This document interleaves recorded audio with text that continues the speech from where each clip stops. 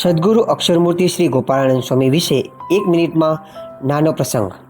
એક સમયમાં ગોપાળાનંદ સ્વામી પૂનમની રાત્રિએ ચંદ્રમાનું મંડળ જોઈને અને તેની શીતળતા જોઈને તે મંડળમાં મહારાજની મૂર્તિ ધારી અને પ્રતિલોમ વૃત્તિ કરીને મહારાજની મૂર્તિ સહિત ચંદ્રમંડળને ખેંચ્યું કે 12,000 જોજન ચંદ્રમંડળ તત્કાળ ખેંચાઈ આવ્યું.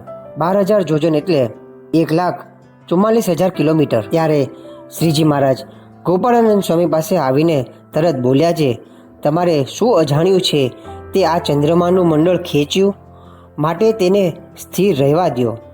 પછી વૃત્તિ પાછી ખેંચી એટલે તત્કાળ ચંદ્રમંડળ પોતાને ઠેકાણે ગયું. જુઓ તો ખરા કેવી સામર્થ્ય છે ગોપાળાનંદ સ્વામીમાં. તે કોને કારણે? તે શ્રીજી મહારાજના ભજનને કારણે ગોપાળાનંદ સ્વામીમાં આવી સામર્થ્ય આવી છે. આવા તો ગોપાળાનંદ સ્વામીના અનેક પરચા છે.